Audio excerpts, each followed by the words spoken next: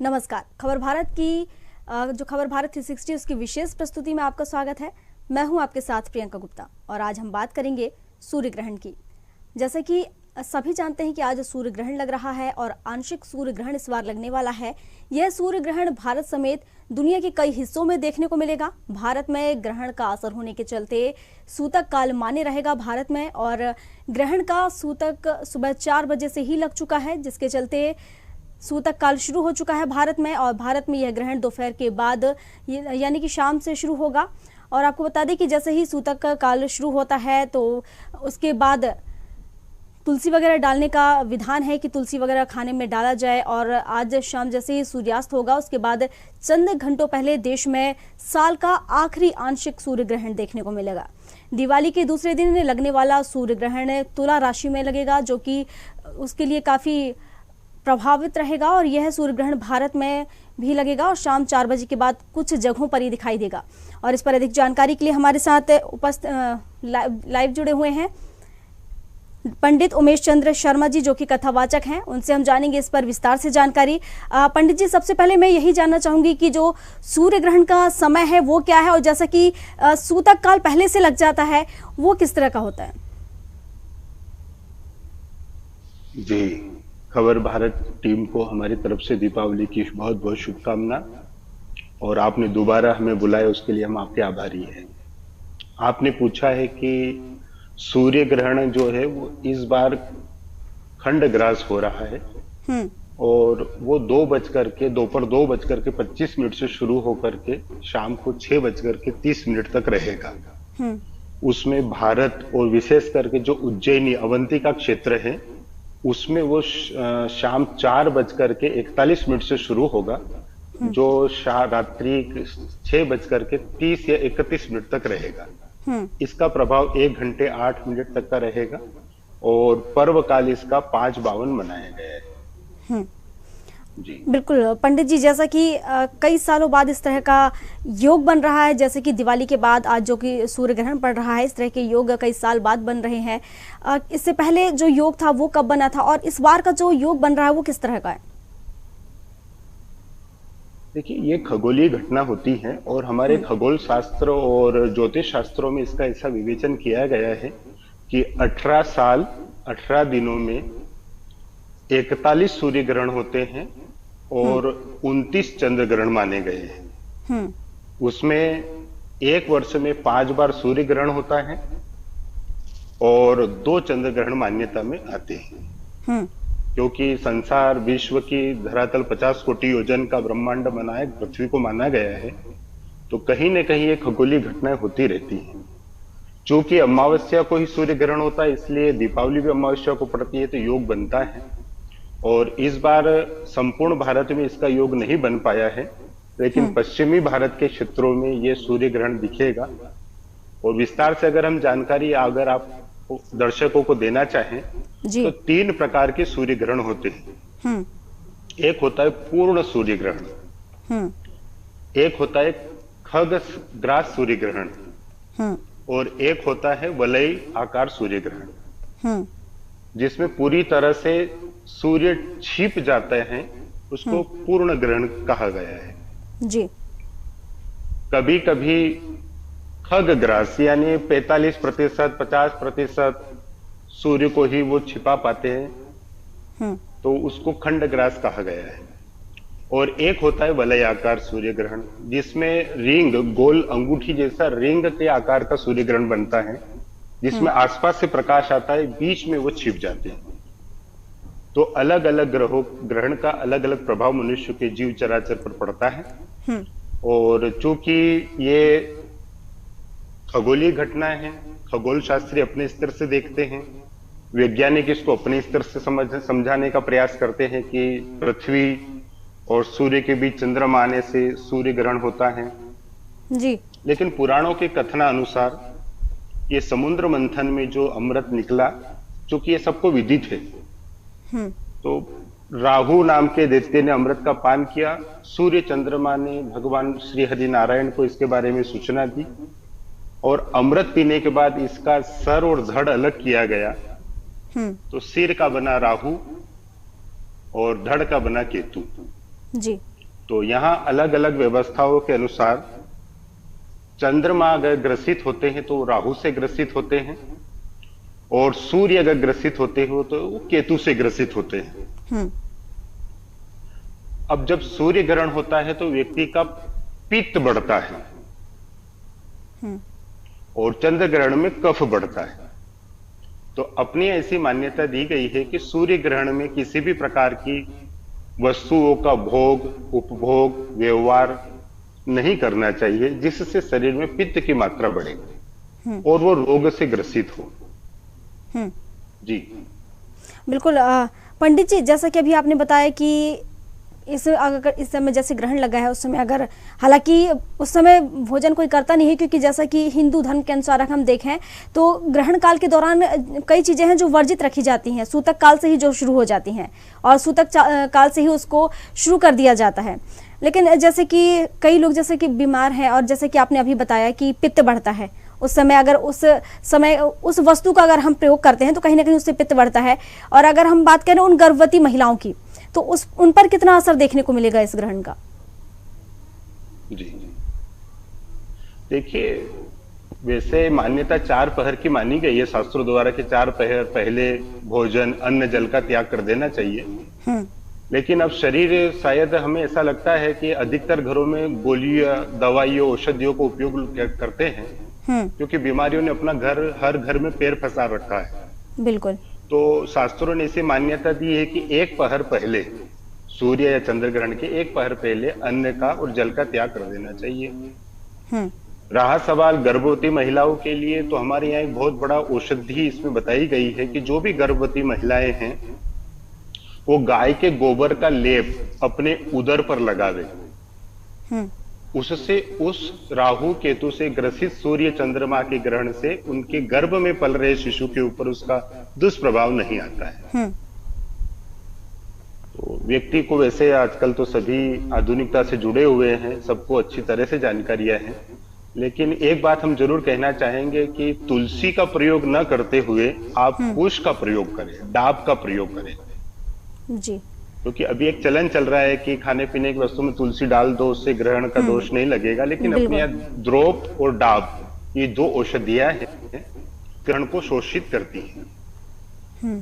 तो हमारा सबसे निवेदन यही है कि ग्रहण के समय डाब, जिसको कुश भी कहते हैं, उसका प्रयोग करें, विशेष करके तरल पदार्थों पर। बिल्कुल जी।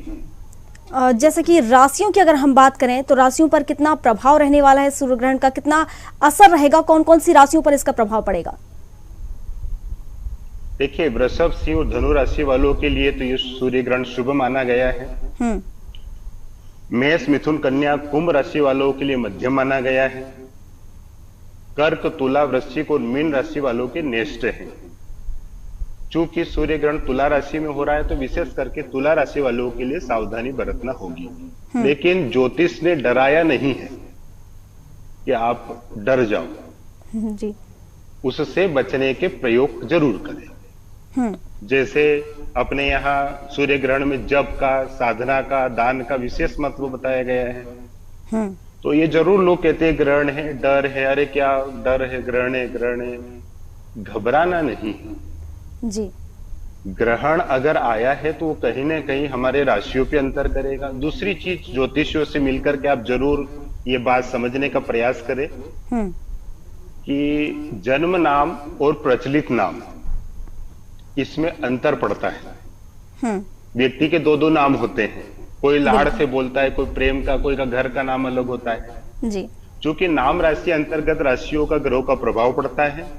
इसलिए हमारा सबसे निवेदन यही है कि जन्म नाम से ही अगर अपने बच्चों का नाम रखें ताकि ग्रहों का प्रभाव उनके ऊपर अच्छा रहे। अब राशि अंतर्गत देखें तो 25 और 75 का आंकड़ा बैठता है। प्रचलित नाम अगर जन्म नाम से अलग है तो ग्रहों का प्रभाव 75% रहेगा, और जन्म नाम और प्रचलित नाम वैसा का वही है तो 100% रहेगा। तो विशेष करके तुला राशि वालों के लिए थोड़ा सावधानी बरतना है। बिल्कुल। जैसे कि हम सुनते आए हैं, जैसे कि कहा जाता है कि अगर कोई भी ग्रहण पड़ता है तो उसमें जो भगवान होते हैं उन्हें कष्ट होता है और उनके कष्ट को कम करने के लिए, हालांकि हम कम तो नहीं कर सकते, लेकिन ऐसी कहावत है, ऐसी मान्यता है कि उनके कष्ट को कम करने के लिए भजन किए जाते हैं। ऐसे कई श्लोक होते हैं, कई मंत्र होते हैं जिनका उच्चारण किया जाता है, जिससे कि जो भगवान है उनका कष्ट थोड़ा कम हो जाता है। क्या कितनी सच्चाई है इस बात में? देखिए, सबकी अपनी अपनी मान्यता है, सबकी अपनी अपनी आस्थाएं हैं। बिल्कुल। भगवान को त्वमेव माता च पिता त्वमेव त्वमेव हाँ। बंधु च सखा त्वमेव। किसी ने भगवान को अपना पिता माना है, किसी ने भगवान को अपनी माँ माना है, बिल्कुल। किसी ने अपने भगवान को बेटा माना है। हाँ। तो बाप बाप होता है, बेटा बेटा होता है, लेकिन सूर्य ग्रहण से भगवान को कष्ट नहीं होता। ये छायाएं हैं, ये राशि अंतर्गत ग्रहों की खगोलीय घटनाएं हैं। दूसरा, लोगों में मत मतांतर अनेक आ गए हैं कि भैया कष्ट भगवान को होता है, परमात्मा तो दुख भंजन है, कष्टों का निवारण करने वाले हैं। बिल्कुल। ये तो हमारी आत्मिक शुद्धि और जिन सांसारिक क्रियाओं में हम अनवरत रूप से दौड़ धाप में लगे हैं, तो ये जो 1 घंटे 8 मिनट का आज का सूर्य ग्रहण है, तो सब परिवार मिलकर के भगवान नाम जप, जिससे भगवान का कष्ट नहीं, हमारी आत्मा का कष्ट दूर हो और हमारी आत्मा उस सूर्य के समान चमके जो काम क्रोध लोभ मोह से ग्रसित है, उससे हम बाहर निकले।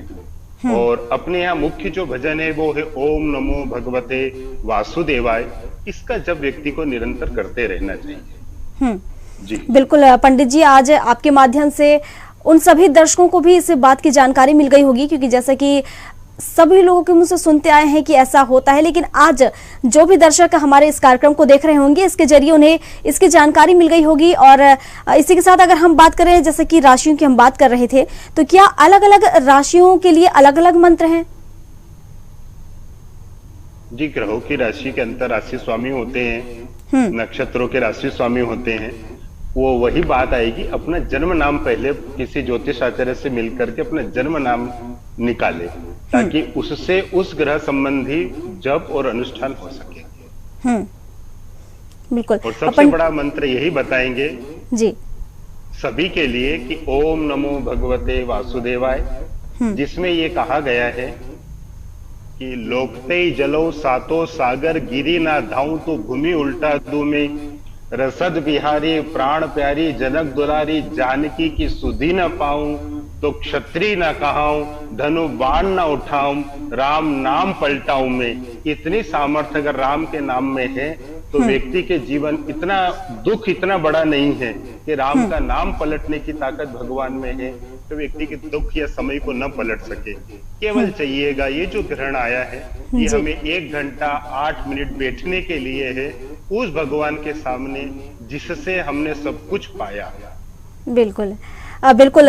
हमारे जो भी दर्शक हैं, अगर उन्हें मंत्र नहीं आता, उनकी राशि का मंत्र नहीं पता है, तो वो सभी दर्शक, जैसे कि अभी पंडित जी ने हमें बताया कि ओम नमो भगवते वासुदेवाय नमः, इस मंत्र का जाप कर सकते हैं और इस मंत्र के जाप करने से अपनी परेशानियों से, अपनी जो भी समस्या है उससे निजात पा सकते हैं।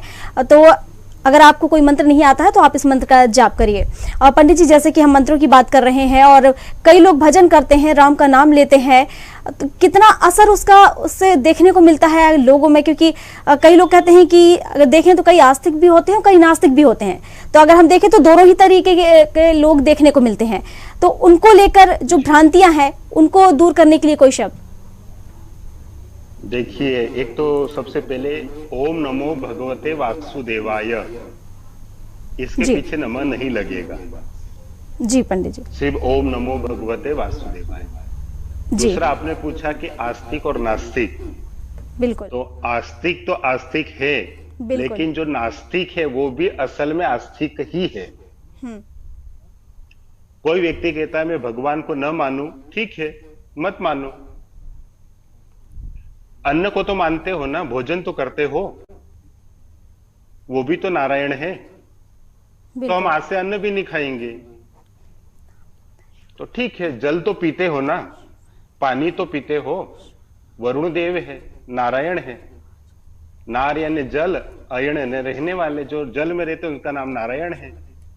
तो हम आज के बाद जल भी नहीं पिएंगे। तो ठीक है, आप भगवान को ना मानो, आप अन्न को ना मानो, आप जल को ना मानो, पर जेब में जो नगद नारायण है, अगर उसको न मानो तो हम मान ले आप सच्चे आस्तिक नास्तिक हो। हम्म। ठीक है। नगद नारायण की तो सबको जरूरत पड़ती है। बिल्कुल। पंडित जी, तो मैं बीच कारण में यही आपको बना रोकूंगी। है। जी, जी। मैं बीच में आपको जी। रोकूंगी। हमारे साथ कुंडली विशेषज्ञ भी जुड़ चुके हैं, जो शिव शांत वाजपेयी हैं, वो हमारे साथ जुड़ चुके हैं, तो हम उनसे भी चर्चा कर जी। लेते हैं। सर, बहुत स्वागत है आपका खबर भारत में। और जैसा कि हम आज ग्रहण को लेकर बात कर रहे हैं, आज सूर्य ग्रहण है और करीब 4 बजे से भारत में भी इसका असर देखने को मिलेगा, ग्रहण शुरू हो जाएगा। अगर हम बात करें राशियों की, तो कितना असर राशियों में देखने को मिलेगा? नमस्कार बहन जी। जी। सूर्य ग्रहण अपने आप में बहुत बड़ी घटना है, खगोलीय घटना है।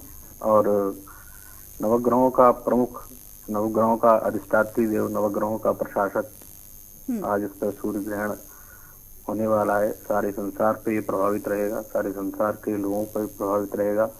छोटी छोटी चीजों में, प्रकृति में, पुरुष में, सब पे इसका असर दिखाई देगा।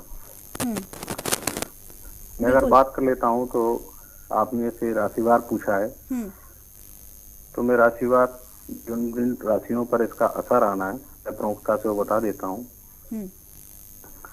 विशेष रूप से मेष राशि, जिस पर थोड़ा ध्यान रखने की आवश्यकता है, उनको हल्की फुल्की बीमारी और दुर्घटना से बचाव रखना है।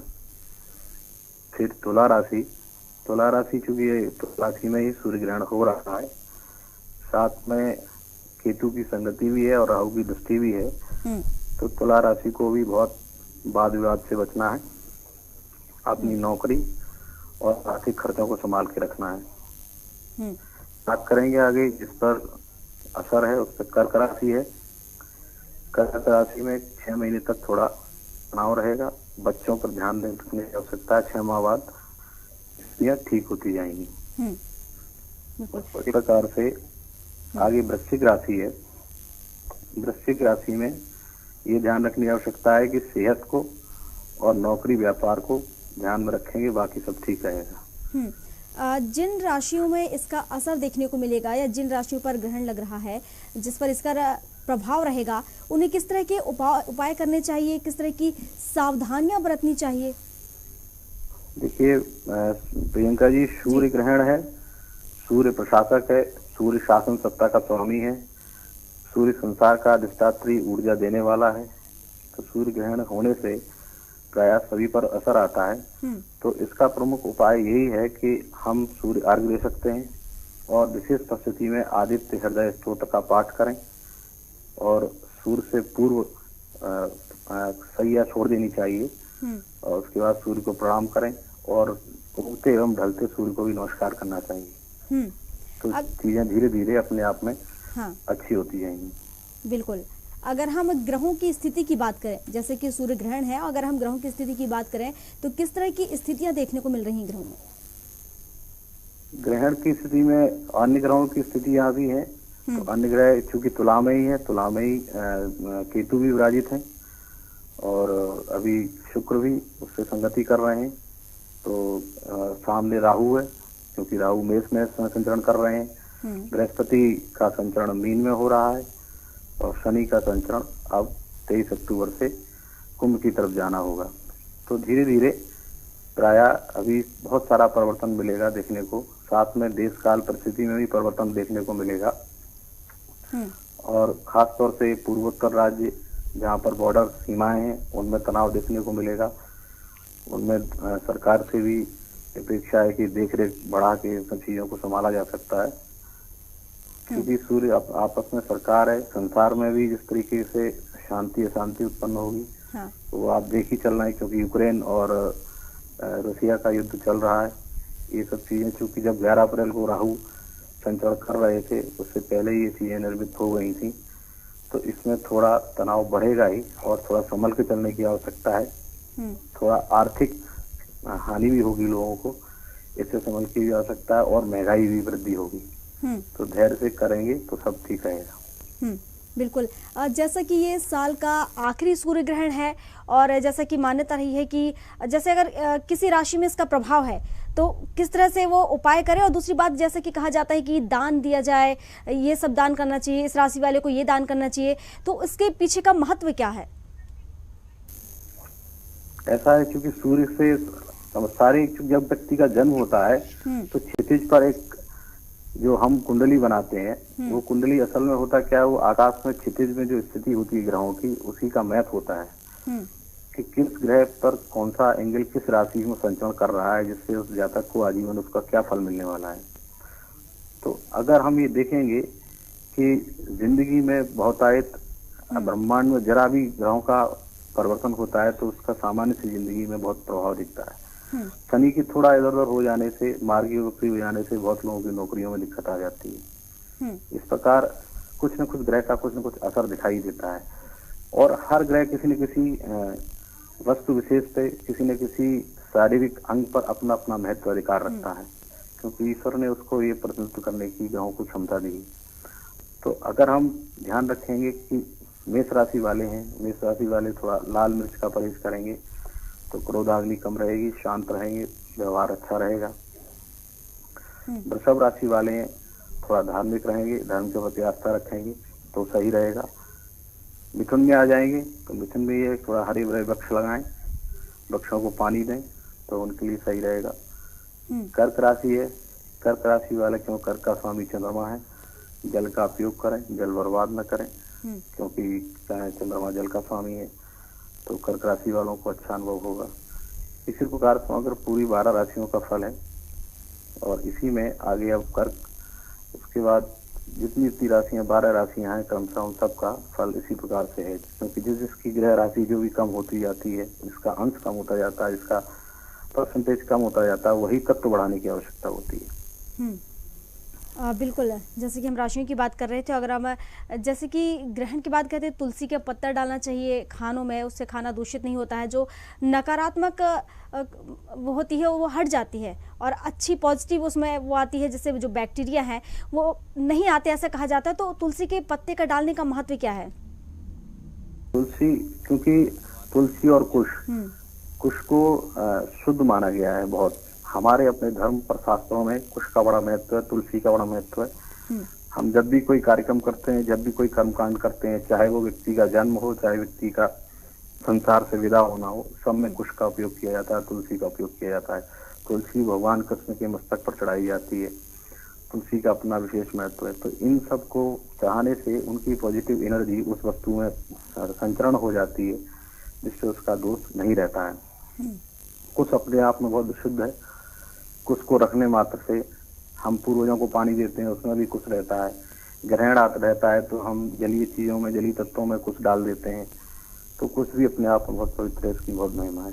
अर्थात जब भी ग्रहण पड़े तो इन चीजों का उपयोग करना चाहिए, खाने पीने की वस्तुओं में इनको डालना चाहिए, वस्त्रों में रखना चाहिए, इनसे नेगेटिव एनर्जी दूर होगी।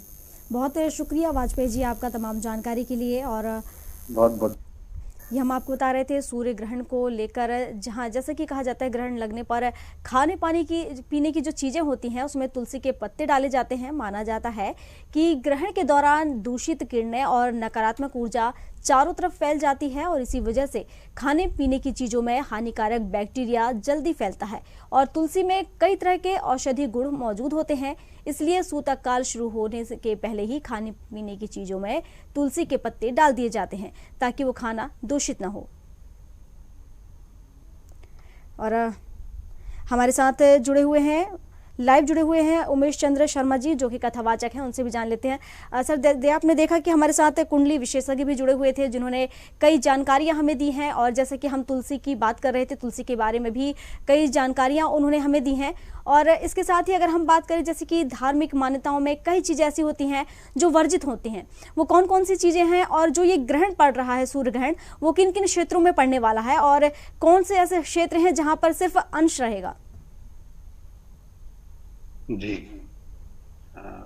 अभी जो फोन से जुड़े हुए थे भाई साहब, उन्होंने बहुत अच्छी जानकारी दी जी, और उनकी अक्षरशः बातों को अनुसरण करना चाहिए। ग्रह दशा को अपना प्रभाव रहता है।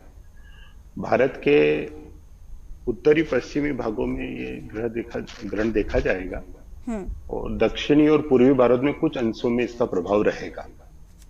और जहां जहां इसका प्रभाव रहेगा वहां वहां उसके सूतक काल और उसके ग्रहण का दोष का निवारण व्यक्ति को करना चाहिए और अच्छी तरीके से करे, क्योंकि ग्रहण ये एक आज से या हजारों वर्ष पहले भी जैसे भगवान द्वारकाधीश ने जो द्वारका छोड़ी थी, उस जिस दिन द्वारका समुद्र में मिली थी उस दिन भी ये ग्रहण पड़ा था।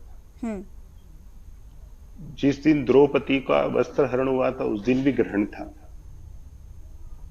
जिस दिन भगवान ने 18 दिन का महाभारत हुआ उस दिन 14वें दिन ये ग्रहण पड़ा था जिसमें जयद्रथ का वध हुआ था। ग्रह दशाओं के अनुसार, खगोलीय घटना के अनुसार जहां जहां इसका प्रभाव रहता है और वहां वहां के लोग अगर ये नियमों का पालन करते हैं तो बराबर उनके जीवन में सकारात्मकता आती है और सकारात्मक ऊर्जा के साथ में जीवन के नए संकल्प को पूरा कर सकते हैं ग्रहों के साथ मिलकर के। जी बिल्कुल।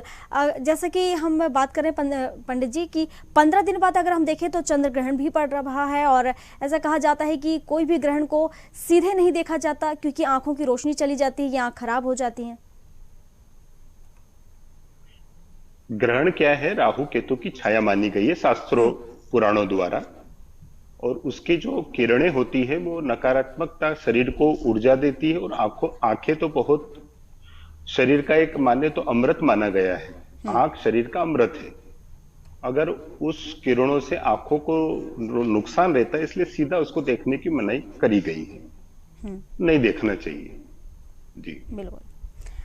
शुक्रिया आपका तमाम जानकारी के लिए। जैसे कि जो भी आपने तमाम जानकारियां दी हैं हमारे दर्शकों के लिए बहुत ही खास हैं और जो दर्शक सुन रहे होंगे उन्हें कई ऐसी बातें पता चली होंगी जो शायद वो पहले से ना जानते हो। बहुत बहुत शुक्रिया पंडित जी आपका। आपका भी बहुत बहुत धन्यवाद। जी, ये हम आपको बता रहे थे खबर भारत की खास प्रस्तुति, जहां पर ग्रहण को लेकर हम आज बात कर रहे थे, जहां दिवाली के बाद ये ग्रहण लगा है और हमेशा कहा जाता है कि जो सूर्य ग्रहण होता है और दिवाली के दूसरे दिन काफ़ी खास माना जाता है और इस दिन को लेकर काफ़ी तरह की वो भी मानी जाती है, कहीं काफ़ी खास माना जाता है और कहा जाता है ग्रहण के पहले और ग्रहण के दौरान सभी मंदिरों के दरवाजे बंद कर दिए जाते हैं, जैसा कि सभी जानते हैं, और ग्रहण की समाप्ति के बाद घर और पूजा स्थल को गंगा जल से छिड़काव कर शुद्ध किया जाता है। तो आज की खास प्रस्तुति में फिलहाल के लिए बस इतना ही। अधिक जानकारी के लिए आप बने रहिए हमारे साथ और देखते रहिए खबर भारत 360। नमस्कार।